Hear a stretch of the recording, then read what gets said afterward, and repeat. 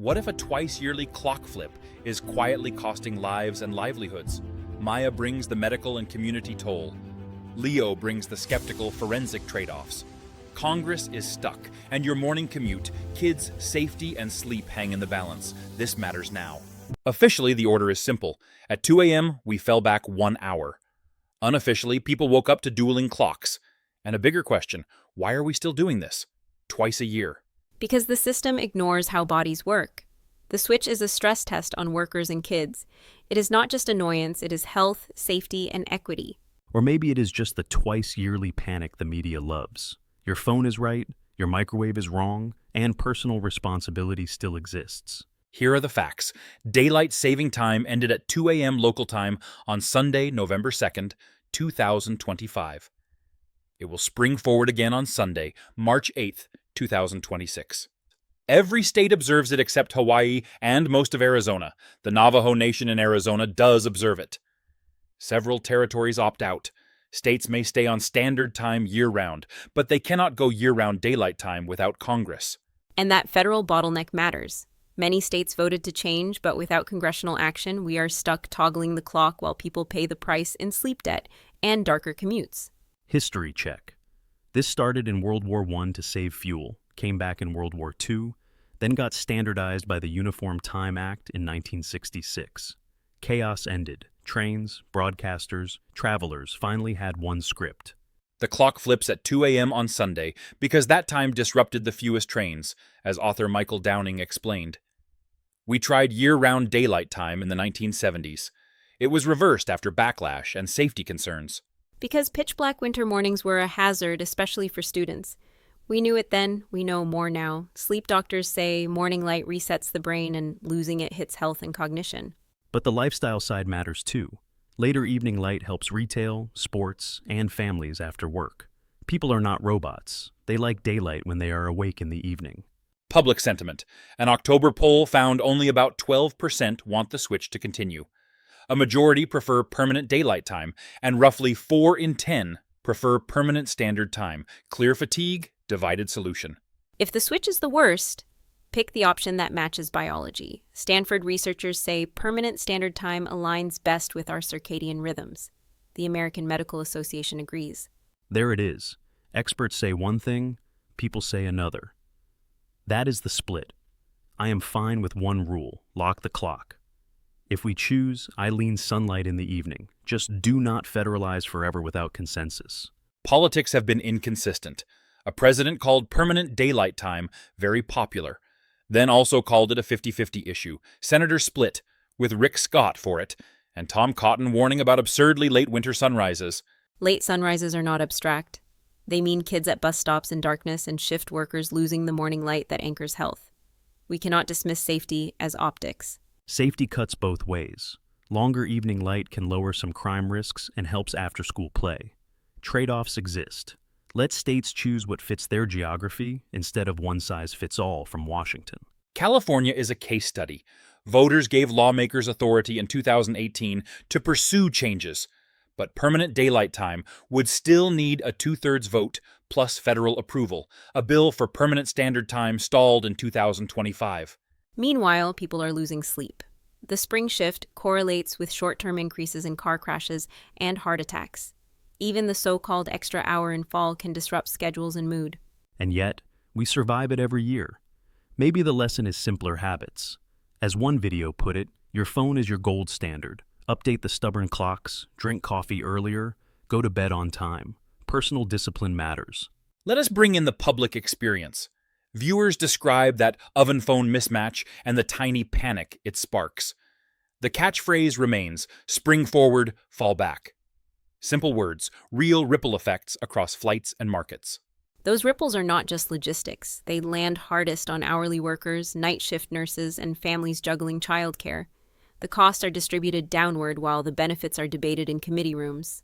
Come on, the benefits are lived too. Evening youth leagues, Main Street foot traffic, safer walks home with daylight. If the energy savings case is shaky, the quality of life case is not trivial. Evidence gaps remain. Modern energy savings appear minimal. Health groups urge permanent standard time. Retailers lobby for more evening light. The data are mixed. The values differ. and Congress is the gatekeeper. Then we should prioritize biology. Morning light is medicine. As Jamie Zeitzer says, the master clock is a conductor and organs the instruments. Misalign the beat and everything plays worse. I hear the orchestra. I also hear voters. A slim majority wants permanent daylight time, not permanent standard. If democracy is the conductor, we should respect preference while allowing local variation. Beyond America, more than many nations still do seasonal time.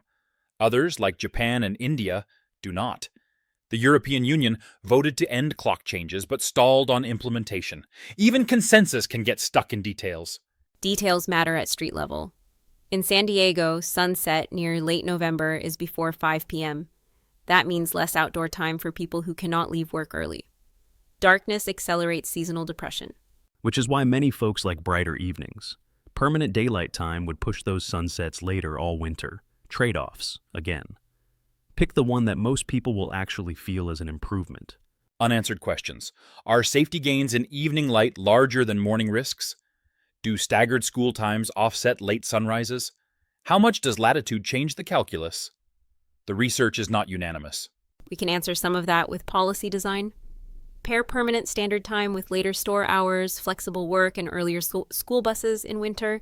Meet people where the biology is, not force biology to bend. Or pair permanent daylight time with local fixes. Adjust bell times, target lighting at bus stops, teach sleep hygiene.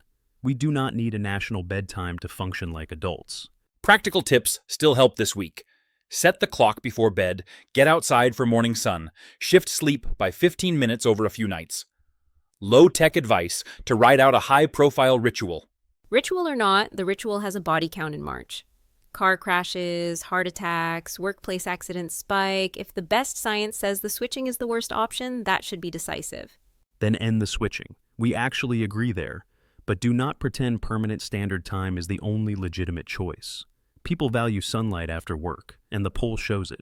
Recap before we widen out. History explains the why. Law explains the gridlock.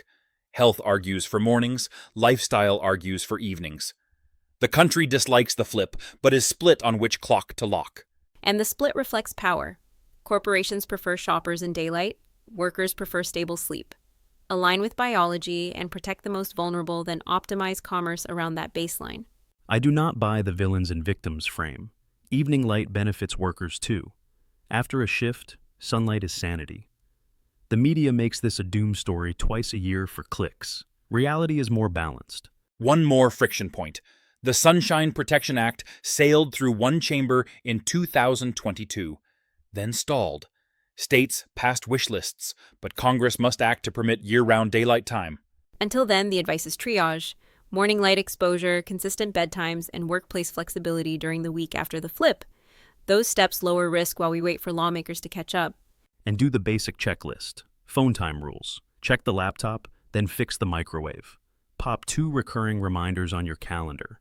Second Sunday in March, first Sunday in November. Confusion solved. There is also the 2 a.m. tradition. Many people set their clocks before bed on Saturday. A quaint habit that still prevents Sunday chaos, even in an age of auto-updates. Quaint is fine, harm is not. We should not keep a policy because our ovens are stubborn. The science is clear enough to move. End the switching, choose standard time, and design around it. End the switching, yes. But if people want the sun after 5 p.m. in winter, give it to them. Teach schools to adapt. Do not deny preference because a lab study prefers morning. As Maya argued earlier, medical groups do endorse permanent standard time. As Leo notes, many voters and businesses lean toward permanent daylight time. The policy path must pick one or empower states to diverge. We have precedent. The 1970s taught us the cost of late sunrises. Learn from it. Do not repeat it at national scale because evening shopping feels nice in December. And we have precedent that experimentation is possible. Try my regional pilots, sunset clauses, measure outcomes. Do not freeze the country on one reading of the data forever. Zooming back out, even Europe stalled after voting to end the change. Implementation is hard. Railways, airlines, finance, every schedule is a gear in the clock. Change one gear, everything must mesh. But the gears can move. We already adjust timetables twice a year. Make one change and be done. Stability pays dividends in sleep, safety, and fairness. Fine by me, end the dance. Just do not pretend there is zero cost to darker evenings. Acknowledge it, mitigate it, and respect regional choice where possible. For now, the law stands. Fall back on the first Sunday in November. Spring forward on the second Sunday in March. Until Congress acts, that ritual continues. And until then, protect mornings. Encourage outdoor light before screens. Schools can delay tests the week after the switch. Employers can stagger shifts. Small fixes, real impact. And fix your car clock. Those tiny H and M buttons are a rite of passage. If you can handle that, you can handle one national time without drama. We will leave you with a question. If we lock the clock, which way should the country turn? Toward biological alignment in the morning or toward brighter evenings for daily life? My answer is permanent standard time. Health first, then design society around it. The body keeps the score, not the shopping cart. I will take permanent daylight time with local tweaks. Give people sunshine when they use it. Freedom and flexibility can handle the rest. Next time, we will test both visions against a winter sunrise in the far north and a southern sunset near the border. Until then, check your clocks and your assumptions.